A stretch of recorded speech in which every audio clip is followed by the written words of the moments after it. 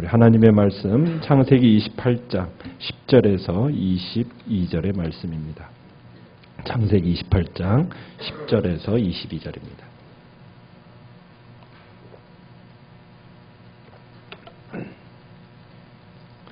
10절 제가 먼저 읽겠습니다. 야곱이 브엘세바에서 떠나 하란으로 향하여 가더니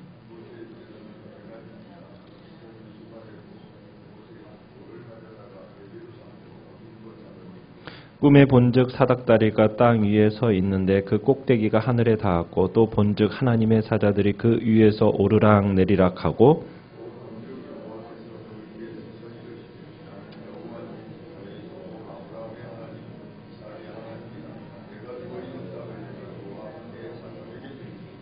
내 자손이 땅에 티끌같이 되어 내가 서쪽과 동쪽과 북쪽과 남쪽으로 퍼져나갈지며 땅의 모든 족속이 너와 내 자손으로 말미암아 복을 받으리라.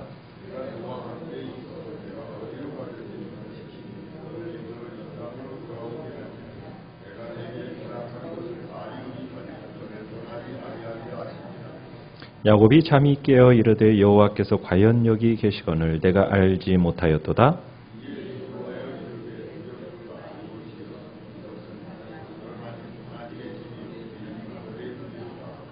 야곱이 아침에 일찍이 일어나 베개로 삼았던 돌을 가져다가 기둥으로 세우고 그 위에 기름을 붓고 야곱이 서원하여 이르되 하나님이 나와 함께 계셔서 내가 가는 이 길에서 나를 지키시고 먹을 떡과 입을 옷을 주시어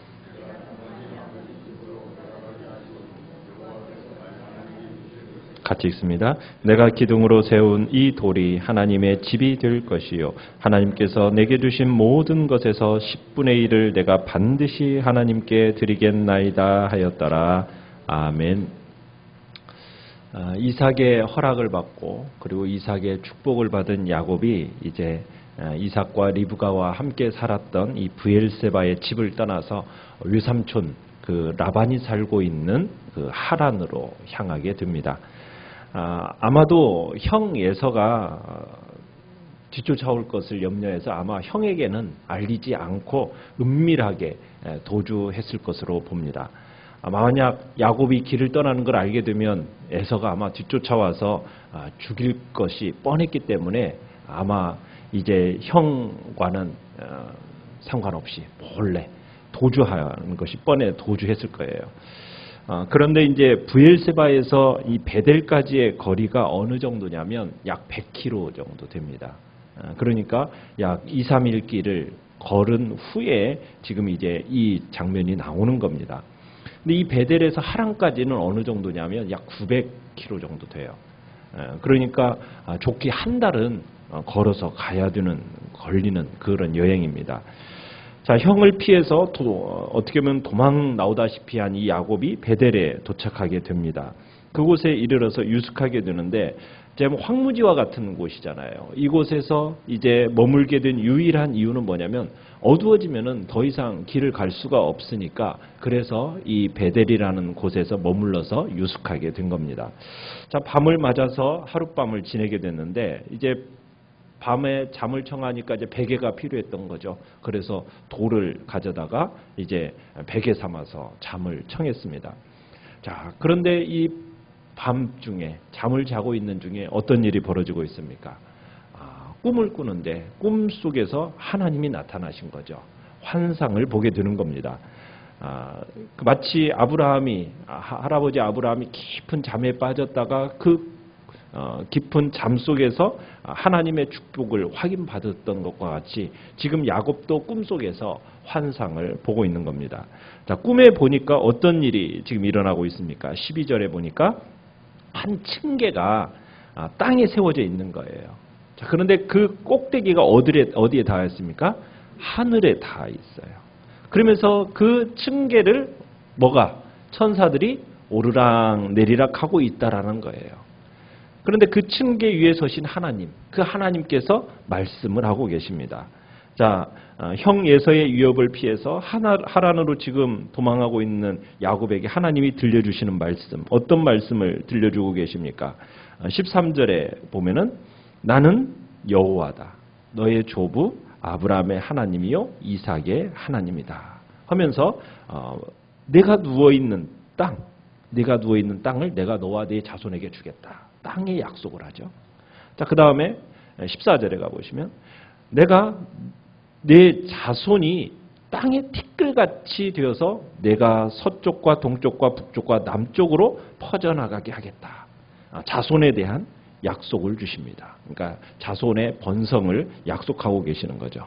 그리고 또 세 번째로 땅의 모든 족속이 너와 내 자손으로 말미암아 복을 받을 것이라. 그러니까 이 야곱 자손을 통해서 열방의 축복을 이제 얘기하고 있는 겁니다. 자, 이 축복의 내용은 누구에게 했던 내용입니까? 아브라함에게 했던 내용이요, 또 이삭에게 했던 축복의 내용을 다시 한번 동일하게 약속하고 있는 겁니다. 이 약속의 중요성을 다시 한번 강조하고 있는 거죠. 그런데 야곱에게 주신 이 축복은 아브라함에게 주셨던 것보다도 더 파격적입니다. 왜냐하면 아브라함의 자손 축복을 약속받았을 때는 아이는 없었지만 누구는 있었어요? 부인은 있었어요. 그런데 지금 야곱에게 있어서는 어떻습니까? 지금 이 약속을 해주시는 이 순간 결혼도 안 한 상태 가운데 있었죠. 그런데다가 생명의 위협을 느끼는 중이었잖아요. 그러면서 도망하는 중이었어요. 그러니까 혈혈단신으로 생명을 보존하기 위해서 도주하는 이 야곱에게 하나님께서 지금 약속을 주시는데 어떤 약속을? 자손의 약속. 근데 너만 죽지 않을 약속만 하는 게 아니라 번성까지 약속하시는 거죠.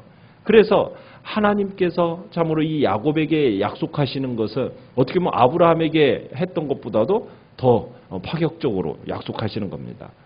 그러면 그러기에 우리 믿는 자들에게 있어서는 걱정할 필요가 없다는 거예요. 왜? 누가 함께 하시니까. 여호와 하나님이 우리와 함께 하시니 두려워하고 걱정할 필요가 없다는 겁니다. 그러면서 고향을 떠나는 야곱에게 또 약속하시는 게 있죠. 15절. 뭐라고요? 내가 너와 함께 하겠다.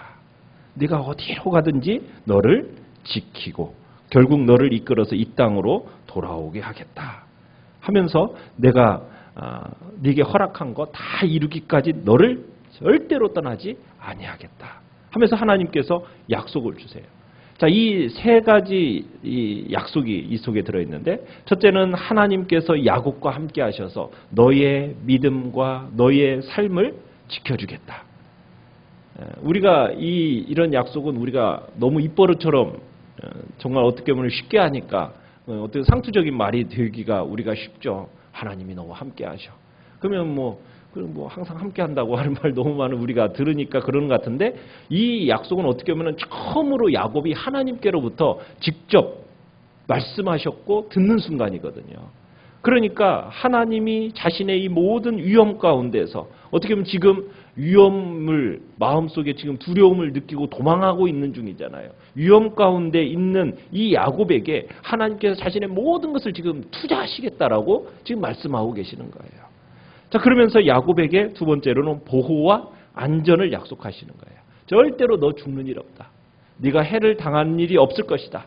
내가 너를 정말 보호해 주겠다. 내가 너를 안전하게 지켜주겠다. 그렇게 해서 세 번째로는 네가 안전하게 다시 어떻게 집으로 돌아오도록 보장하는 약속을 주시는 겁니다. 그러니까 안전한 귀향을 하나님께서 계획하시고 보장하고 계시는 거예요. 그러면서 이 모든 일이 이루어질 때까지 내가 어떻게 하겠다? 결코 너를 떠나지 아니하겠다. 여러분, 이 약속은 야곱에게만 주시는 약속이겠습니까? 우리 믿는 하나님의 백성들에게 주시는 동일한 약속이죠. 그렇죠. 하나님께서 우리를 향하여 품고 계시는 계획이 있어요. 하나님께서 우리를 향하여 이루시고자 하는 하나님의 복된 뜻이 있습니다.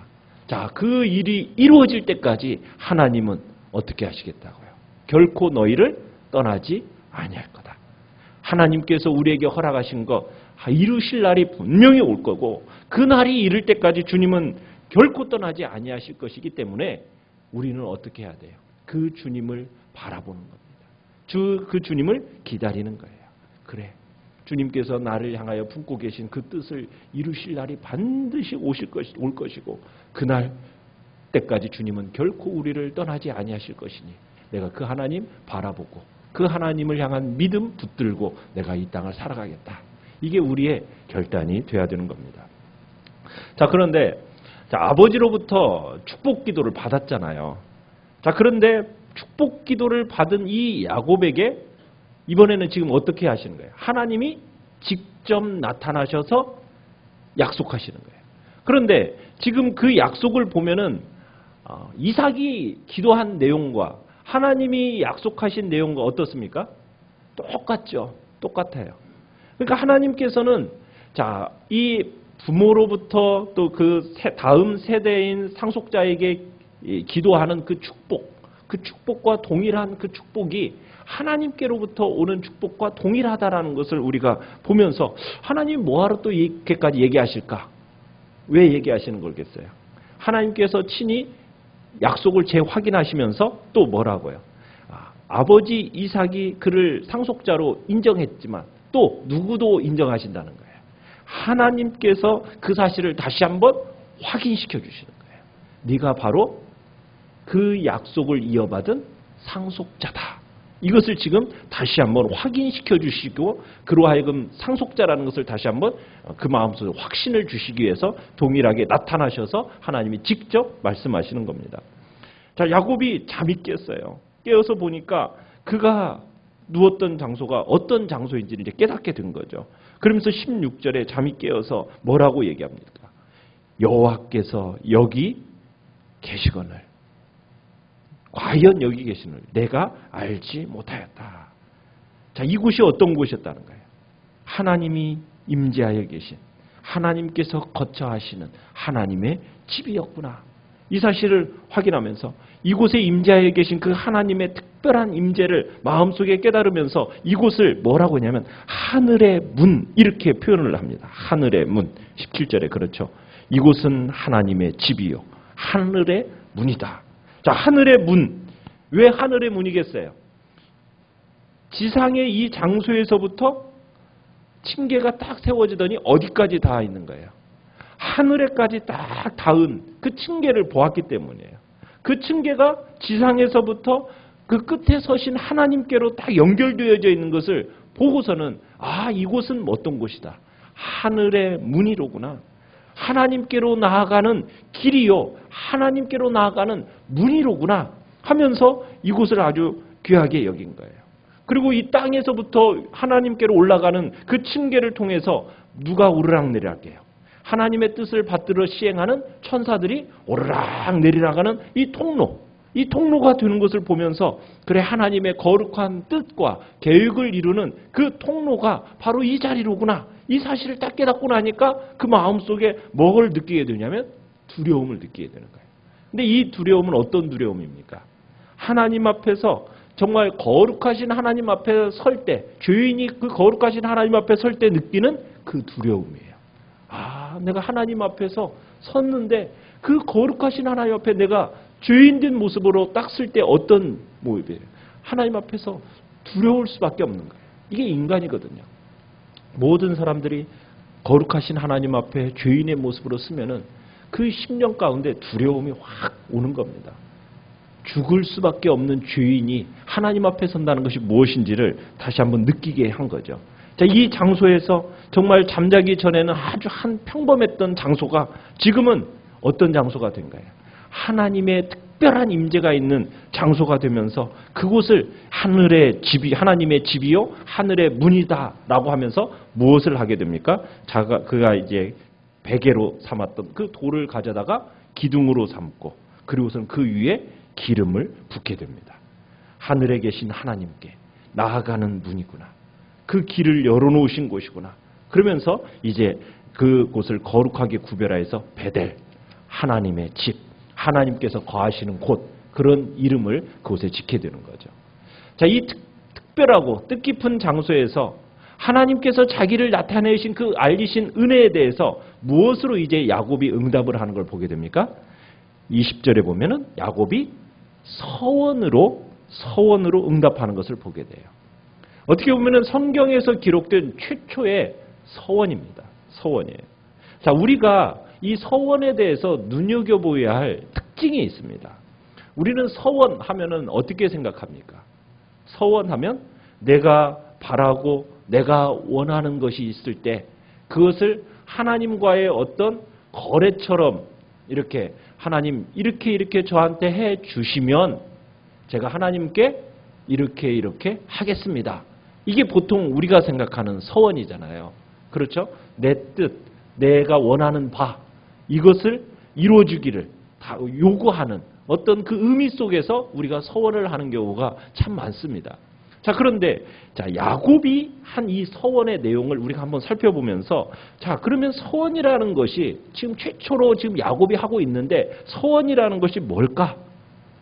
그리고 하나님께서 그것에 대해서 어떻게 하시는가 한번 보면요.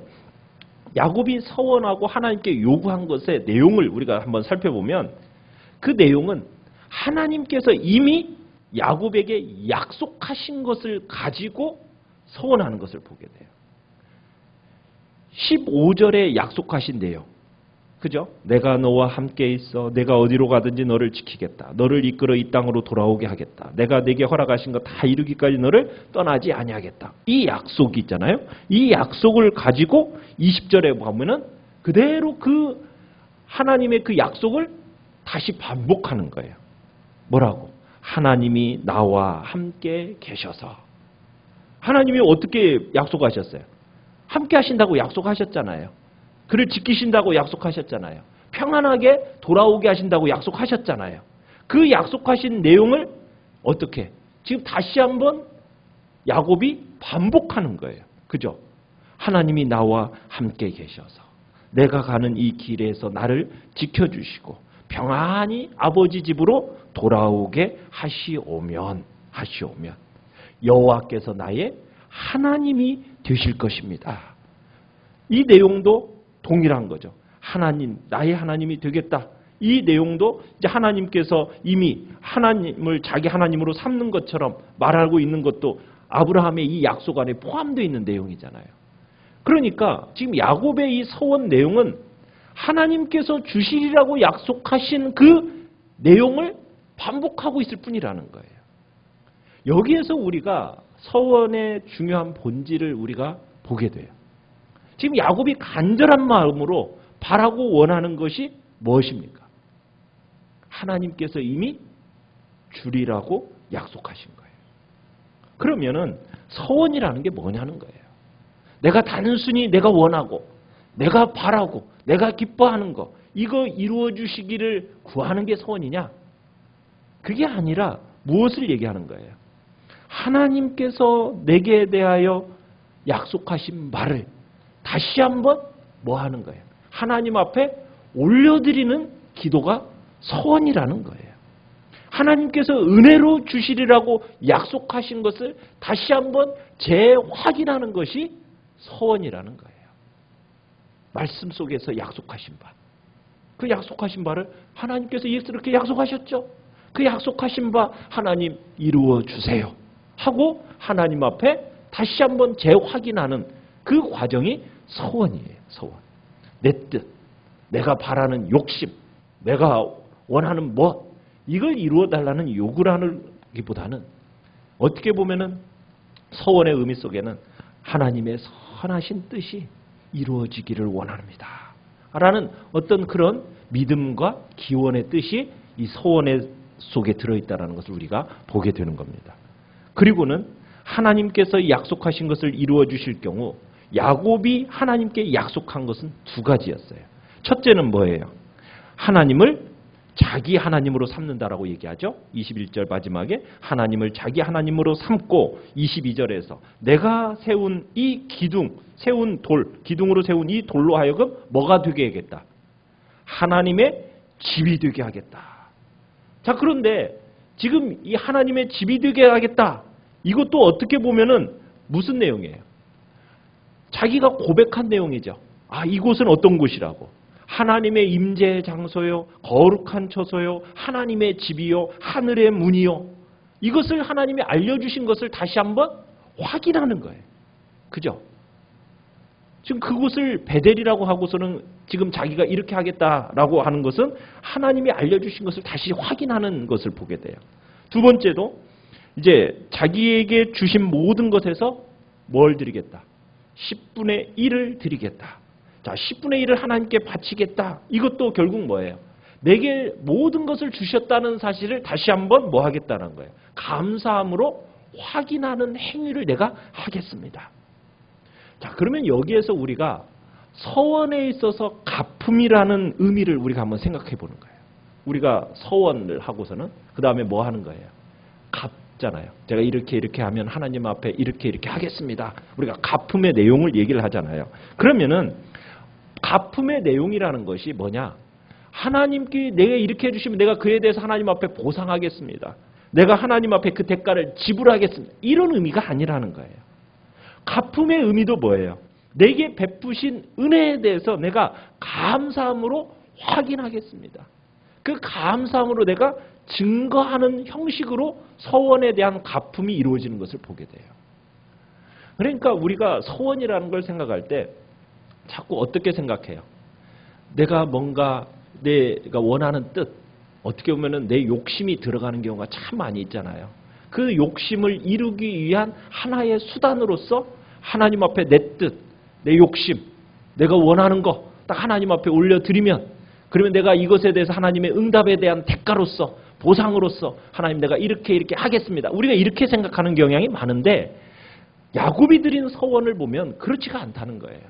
하나님이 약속하신 그것을 다시 한번 재확인하면서 하나님의 뜻이 이루어지기를 원합니다. 그것을 다시 한번 재확인하고, 그리고서는 그 뜻이 이루어지면 어떻게 하겠다라는 거예요.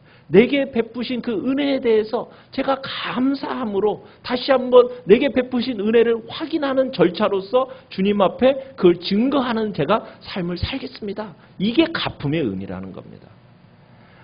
우리가 주님 앞에 이제 1년, 이제 2016년을 마무리 짓고 이제 2017년을 맞이하잖아요. 그러면 우리의 마음속에 어떤 게 있습니까? 소원이 있잖아요. 그 소원 속에서 우리들은 주로 이런 거죠. 하나님 저에게 이런 일을 주시면은 제가 이제 이 주님 앞에 이런 헌신을 하겠습니다. 우리가 하나님과 거래의 대상으로 소원을 생각하지 말라는 거예요. 약속을 다시 한번 붙들고 그 약속을 재확인하는 차원에서 주님 앞에 서원을 드리고, 어떤 내가 이렇게 해주셨으면 내가 이렇게 하겠습니다라는 어떤 갚음의 차원이라기보다는 그 약속을 붙들고 제가 그 약속대로 이루어 주신 하나님에 대해서, 베푸신 은혜에 대해서 제가 감사합니다. 그 하나님의 은혜를 내가 증거합니다. 이런 표현을 가지고 우리가 하나님 앞에서 서원을 사용하는 것이 마땅한 표현인 것을 우리는 야곱의 이 서원을 통해서 보게 되는 것입니다. 오늘 한날 우리가 주님 앞에서 정말로 우리의 평범한 곳에서 하나님을 만나는 은혜가 있기를 바랍니다. 그리고 그곳에서 정말 나와 하나님의 그 은혜가 연관된 곳이 하나님이 집이 되도록, 하나님의 그 임재가 나타나는 복된 역사가 있도록 우리가 주님 앞에 그렇게 살아가시길 바라고요. 오늘 한날 또 주님이 나와 함께 하신다라는 정말 그 약속 붙들고 믿음의 길을 건너가시고, 그리고 내년 한 해도 이 약속이 정말 하나님의 뜻이 반드시 이루어질 것이요, 또 우리 한누리 전원교회를 향한 하나님의 선하신 뜻이 반드시 이루어질 것에 대한 우리가 기대와 소망을 가지고 이 약속 붙들고 또 믿음으로 나아가는 우리 복된 성도들 되시기를 간절히 축원합니다. 오늘 말씀을 생각하면서 기도하시고요, 또 약속 생각하시면서 오늘도 주의 은혜를 구하면서 이 시간 주여 세 번 부르시고